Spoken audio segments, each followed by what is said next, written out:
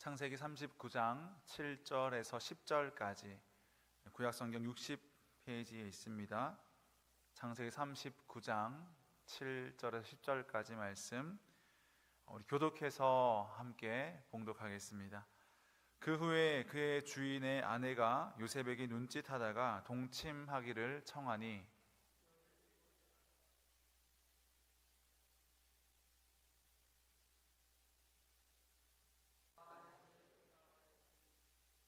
이 집에는 나보다 큰 이가 없으며 주인이 아무것도 내게 금하지 아니하였어도 금한 것은 당신뿐이니 당신은 그의 아내임이라.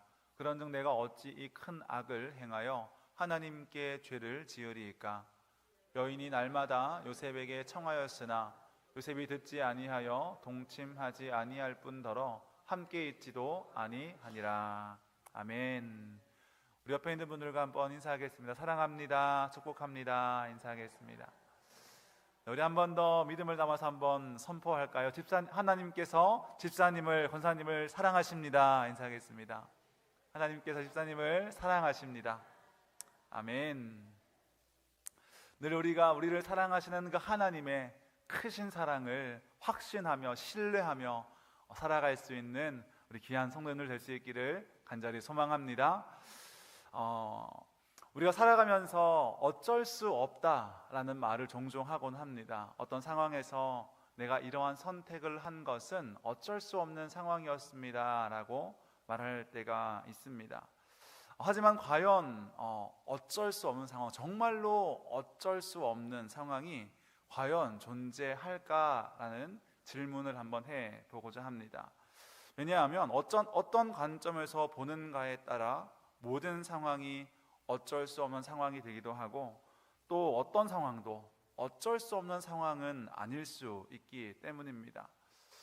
인간은 한계가 있는 존재여서 또 불가항력적인 어떤 외부의 영향에 의해서 불가피한 상황, 정말로 어떻게 할 수 없는 상황이 있는가 하면 동시에 우리의 어떤 마음이나 우리의 결단이나 우리의 결심이 분명하지 않기 때문에 불가피하지 않지만 어쩔 수 없는 것이 아니지만 불가피한 것으로 만들어버리는 그러한 상황도 있는 것이기 때문입니다.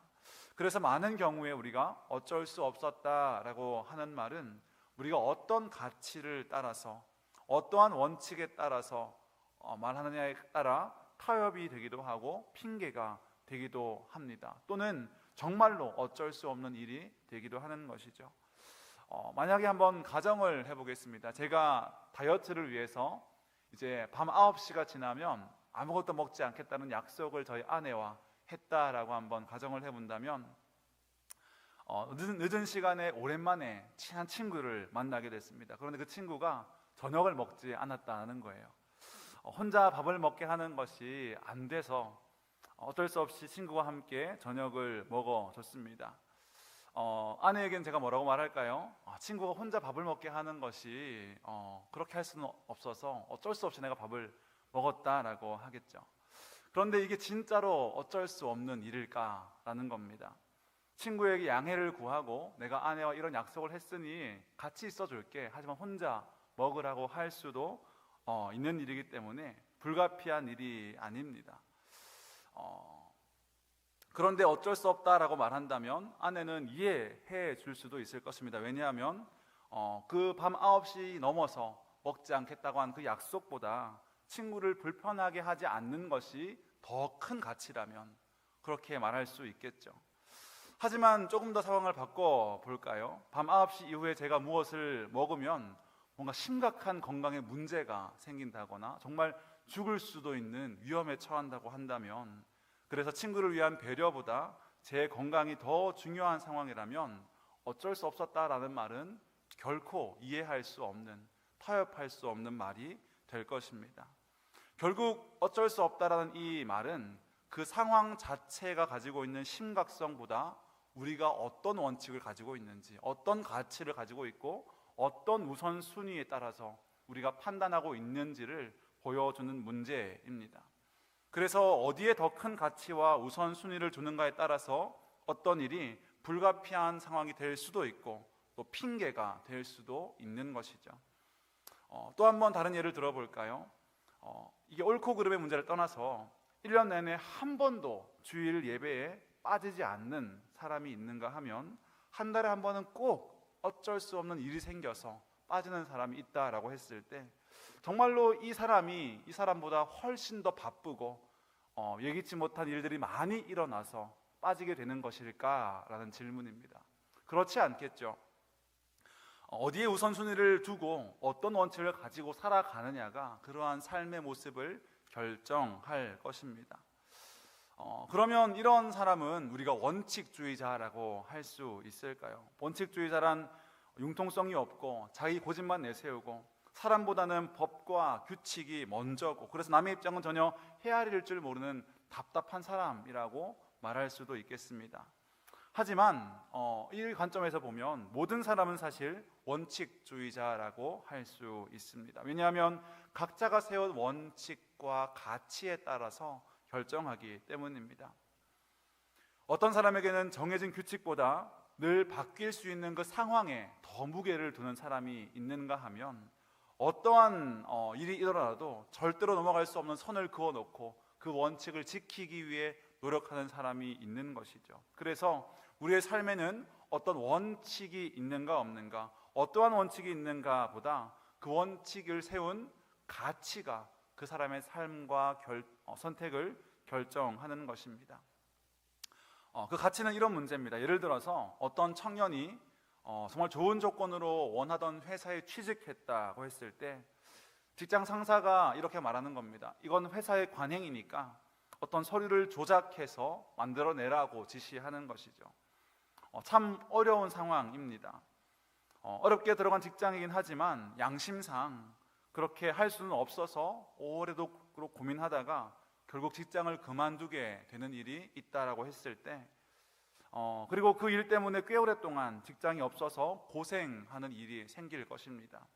그런데 이런 상황에서 어떤 내 양심이나 정직이 아니라 당장의 생계가 위태롭고 내가 일을 안 하면 살 수 없는 상황 가운데 있다라고 해서 내가 일을 하고 돈을 버는 것이 가장 중요한 가치라고 한다면 그 일은 내가 어쩔 수 없이 해야 하는 일이 될 것입니다.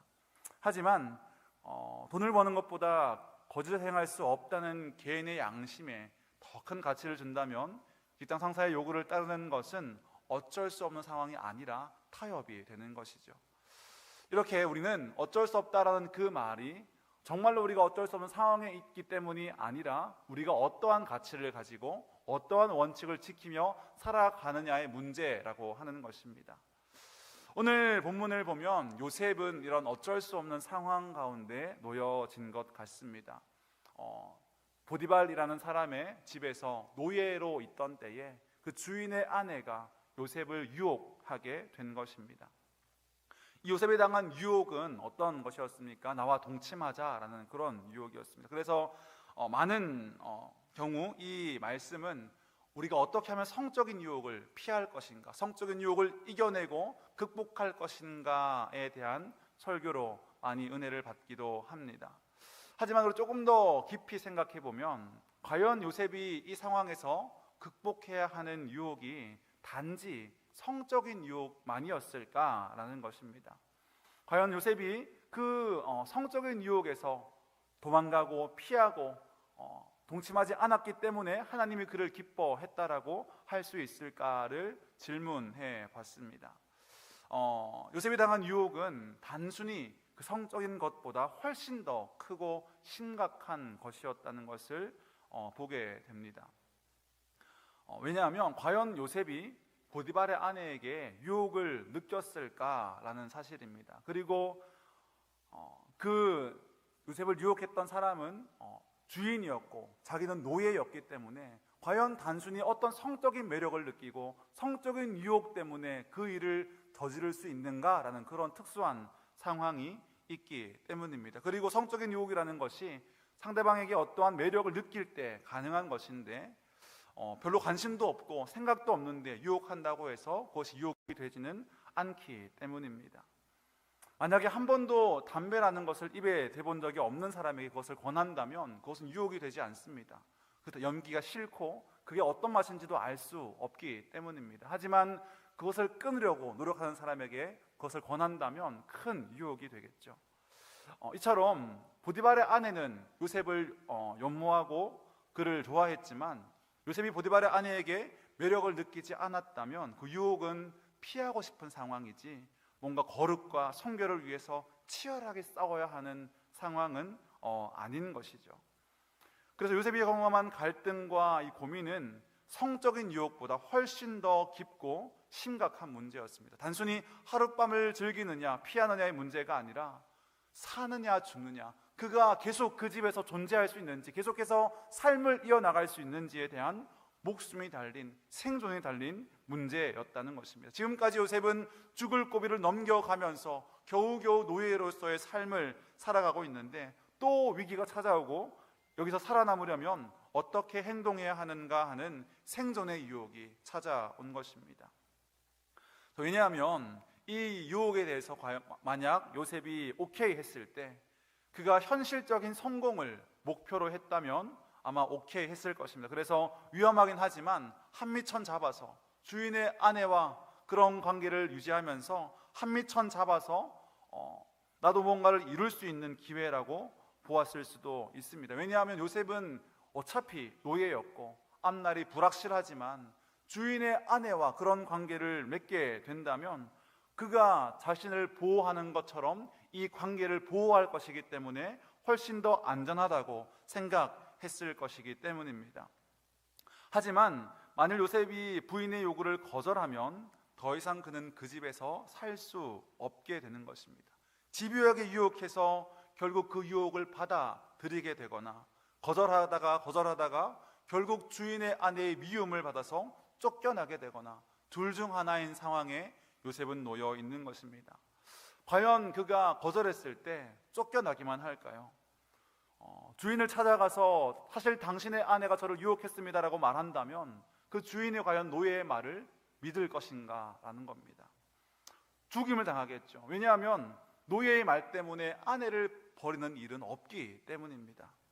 결국 요셉은 한미천 잡아서 도망을 가든지 가능한 데까지 주인을 속이면서 인생을 즐기든지 쫓겨나거나 죽든지 하는 그러한 상황에 처해 있는 것이 이 요셉이 당한 유혹입니다. 보디발의 아내는 유혹을 통해서 요셉으로 하여금 그 자체로 어쩔 수 없는 불가피한 상황에 처하도록 만든 것이죠. 당시 애굽의 법대로 한다면 악을 행한 노예는 주인이 원하는 대로 처리할 수 있기 때문에 이 유혹은 요셉에게 생사의 갈림길에 서게 하는 유혹이 되었을 것입니다. 때처럼 생가사의 죽음과 삶의 갈림길에 놓여 있는 이 요셉이 무엇을 선택합니까? 그는 요셉의 부인의 요구를 거절하기로 선택합니다. 그것이 죽음을 의미한다고 해도 그는 그렇게 선택하기로 합니다. 이 상황에서 내가 그 유혹을 받아들일 수도 없고 그 유혹을 거절할 수도 없는, 받아들여도 쫓겨날 수밖에 없는 상황이고 거절해도 죽을 수밖에 없는 상황 속에서 요셉은 다시 한번 하나님을 신뢰하기로 한 것이죠. 그래서 나는 하나님 앞에 죄를 지을 수 없습니다, 하나님을 저버릴 수 없습니다 라고 고백하면서 그 유혹을 거절합니다. 요셉의 지금 상황은 정말 너무나 힘겨운 상황입니다. 형들의 미움을 받고 노예로 팔려가서 종으로 살아가는 그 상황 가운데 나름대로 최선을 다했음에도 불구하고 그가 신뢰하던 하나님이 그를 지켜주지 않는 것 같은, 그와 함께하지 않는 것 같은 그러한 상황 가운데 있는 것이 바로 요셉입니다. 하지만 그런 상황에서도 끝까지 하나님을 한번 신뢰해 보기로, 하나님께 내 생명을, 하나님께 내 존재를 한번 맡겨보려고 하는 요셉을 우리는 볼 수 있는 것입니다. 사실 이 정도 상황까지 오면 하나님께 실망해서 그냥 될 대로 되라고 하고 막 살 수도 있을 것 같은데 요셉은 이번에도 하나님을 한번 신뢰해 보기로 합니다. 보디발의 아내는 요셉이 생각했던 것보다 훨씬 더 악한 사람이었습니다. 그래서 끈질기 유혹만 하는 것이 아니라 그 요구가 거절당하자 자기를 성폭행하려고 했다고 누명을 씌워 죽이려고 합니다. 보면 12절에서 15절까지의 말씀을 보면 그의 아내는 이렇게 말합니다. 그 여인이 그의 옷을 잡고 이르되 나와 동침하자. 그러나 요셉이 자기의 옷을 그 여인의 손에 버려두고 밖으로 나가매 그 여인이 요셉이 그의 옷을 자기 손에 버려두고 도망하여 나감을 보고 그 여인의 집 사람들을 불러서 그들에게 이르되 보라, 주인이 히브리 사람을 우리에게 데려다가 우리를 희롱하게 하는도다. 그가 나와 동침하고자 내게로 들어오므로 내가 크게 소리를 질렀더니 그가 나의 소리 질러 부름을 듣고 그의 옷을 내게 버려두고 도망하여 나갔느니라 하고. 자, 사실 상황이 이 정도까지 오면 주인이 유혹을 했고 도망가자 남은 옷을 가지고 이 노예가 나를 성폭행하려고 했다라고 하는 이 상황, 사실 여기까지 오면 사실 여부를 떠나서 이 노예는 죽은 것과 다름이 없습니다. 이미 죽은 것입니다. 그를 용서하거나 그를 이해해 줄 사람은 아무도 없는 것입니다. 그런데 그 상황 가운데서 요셉은 끝까지 하나님을 한번 신뢰해 보고자 하는 것입니다. 요셉은 정말 바보 같습니다. 이러나 저러나 죽을 게 뻔한데 하나님을 신뢰하는 것이 어리석어 보이기도 합니다. 일단 살고 봐야 하는 것 아닙니까? 그렇다면 요셉은 그 보디발의 아내를 어떻게든 구워 삶아서 죽지 않는, 자기가 해를 당하지 않는 상황으로 끌고 가야 할 텐데 그는 거절하고 하나님을 신뢰하기로 하는 것이죠. 그런데 이어지는 말씀을 보면 보디발이 요셉을 살려주는 장면이 기록되어 있습니다. 19절 20절 말씀인데요, 그의 주인이 자기 아내가 자기에게 이르기를 당신의 종이 내게 이같이 행하였다는 말을 듣고 심히 노한지라. 이에 요셉의 주인이 그를 잡아 옥에 가두니 그 옥은 왕의 죄수를 가두는 곳이었더라. 요셉이 옥에 갇혔으나 라고 말씀합니다. 보디발은 요셉을 죽여야 합니다. 죽이는 것이 맞습니다. 자기의 아내를 겁탈하라고 했던 그 노예는 죽어 마땅한 것이죠. 하지만 보디발은 신기하게도 그를 죽이지 않습니다. 그리고 이어지는 21절 말씀을 보면 이렇게 말씀합니다. 여호와께서 요셉과 함께 하시고, 이 모든 일 가운데 하나님은 여전히 요셉과 함께하고 계셨다고 성경은 우리에게 말씀하고 있는 것입니다. 보디발은 그를 왜 살렸을까요? 우리는 알 수가 없습니다. 자기 아내가 그런 사람이라는 것을 이미 알고 있었을지도 모르고, 아니면 충성된 요셉에게 그의 사랑과 정이 여전히 남아 있었을지도 모르지만, 분명한 것은 하나님께서 여전히 요셉을 붙들고 계시고 요셉을 향한 하나님의 계획을 이루시기 위해서 요셉과 함께하고 계신다는 사실입니다. 죽을 수밖에 없는 어쩔 수 없는 상황 가운데서 하나님의 특별한 은혜가, 특별한 섭리가 요셉 가운데 나타났다라고 하는 것이죠.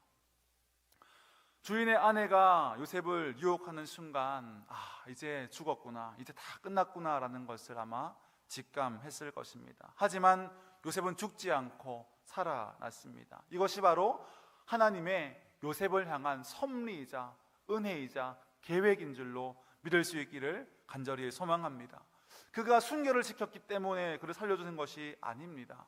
그가 무언가 잘했기 때문이 아니라 하나님께서 요셉을 향해 품고 계셨던 그분의 뜻과 계획이 여전히 있었기 때문에 하나님은 그를 붙드셨고 지키시고 인도하셨다라는 사실을 믿으시기를 간절히 소망합니다. 그 하나님의 계획 때문에 요셉은 죽지 않게 되었던 것입니다.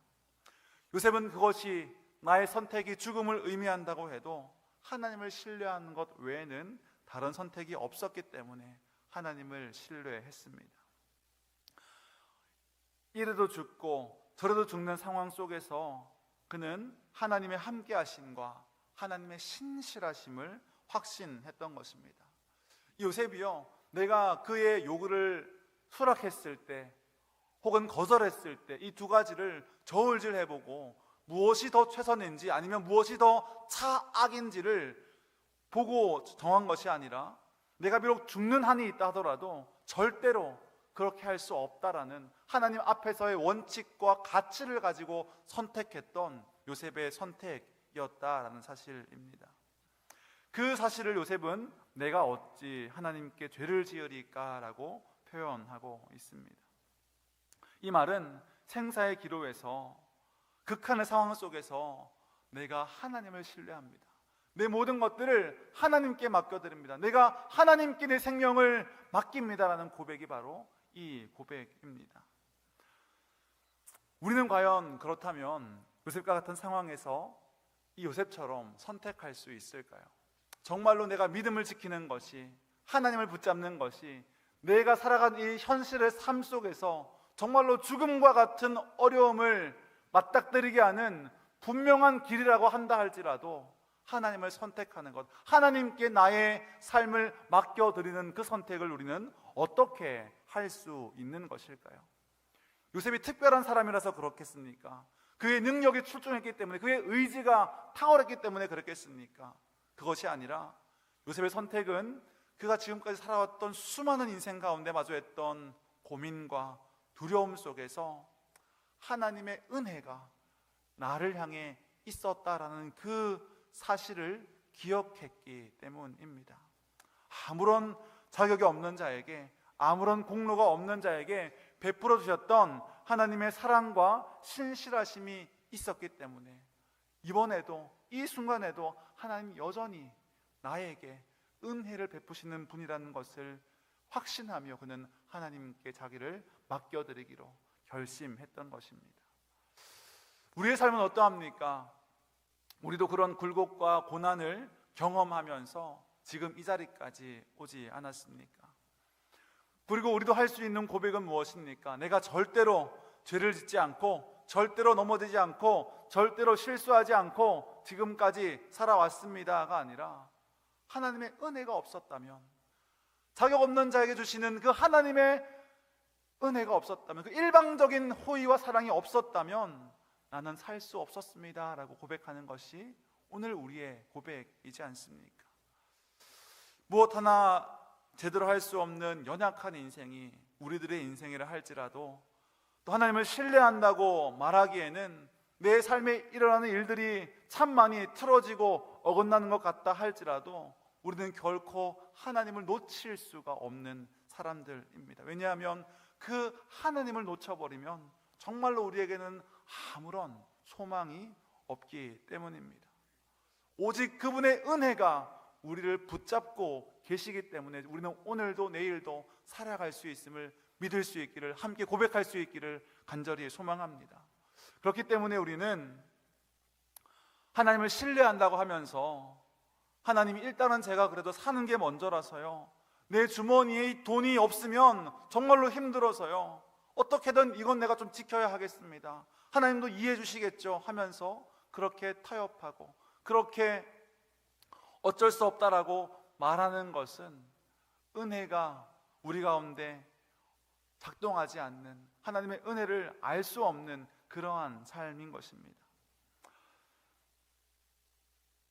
그렇게 말하지 않을 수 없는 상황 속에서 내가 그렇게 행동하면 안 될 것 같아서 내가 힘들어하고 아파하며 고민한 끝에 하나님, 제가 어찌, 내가 이 삶이 힘들고 어려워도 제가 어떻게 하나님을 저버리겠습니까? 제가 어떻게 그 하나님의 은혜를 잊겠습니까? 라며 하나님 앞에 나의 생명과 나의 삶을 맡겨드릴 수 있는 그 고백이 우리와의 고백이 되어야 하는 줄로 믿습니다. 요셉의 생애를 통한 하나님의 계획이 있었기 때문에 그는 하나님을 선택했습니다. 죽을 것 같았지만, 죽는 줄 알았지만 그렇게 죽지 않고 하나님의 계획과 하나님의 뜻이 이루어지는 하나님의 인도하심을 경험한 요셉이었습니다. 그래서 그 극심한 고난과 유혹 속에서도 하나님의 계획과 은혜에 대한 신뢰와 반응으로 그는 하나님께 자기의 삶을 맡겨드렸다라는 것입니다. 우리는 이 세상을 살면서 많은 유혹을 마주합니다.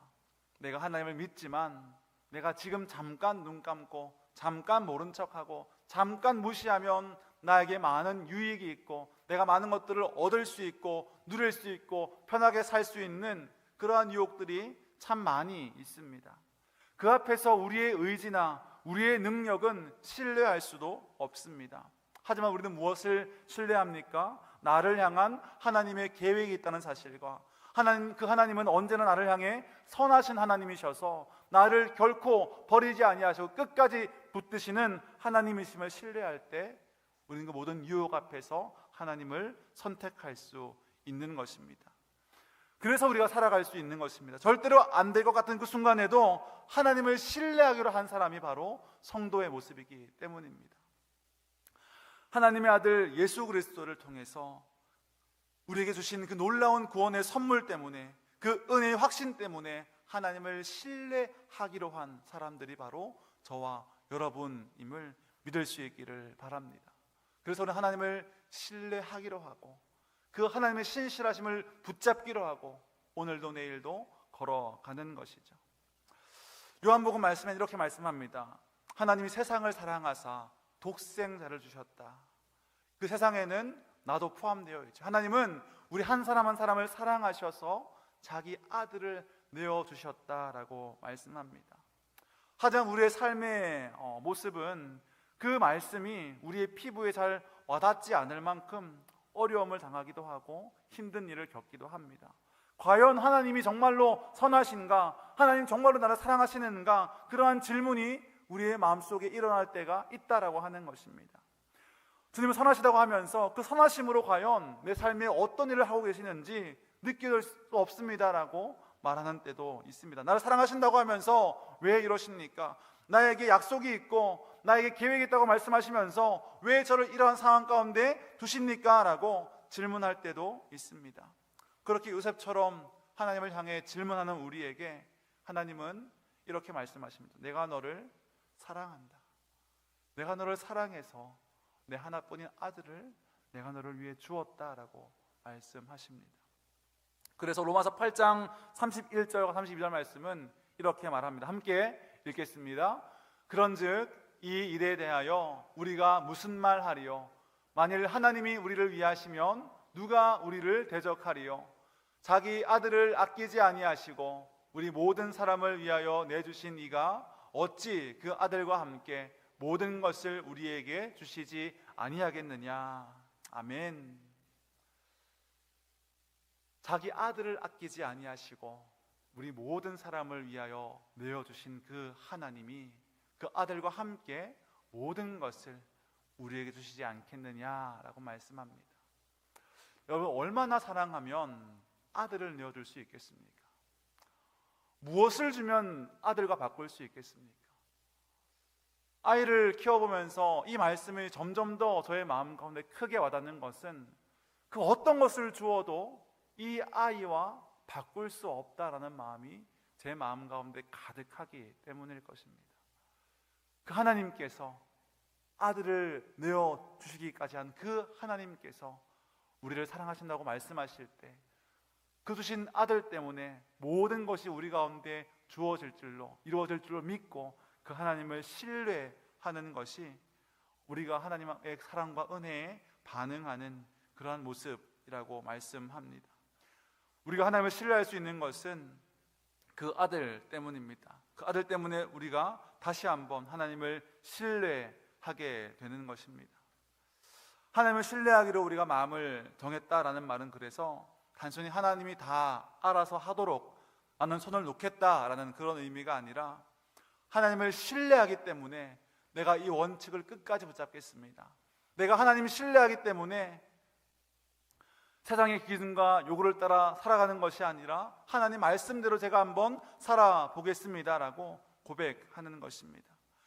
그렇게 하지 않으면 내 삶이 망할 것 같고 다 잃어버릴 것 같지만 아들을 내어주신 그 하나님을 내가 신뢰함으로 내가 내려놓겠습니다. 내가 기다리겠습니다. 한번 참아보겠습니다. 용서하겠습니다. 내가 다시 한번 일어서 보겠습니다 라고 고백하는 것이 하나님을 신뢰하는 사람의 고백이라고 하는 것입니다.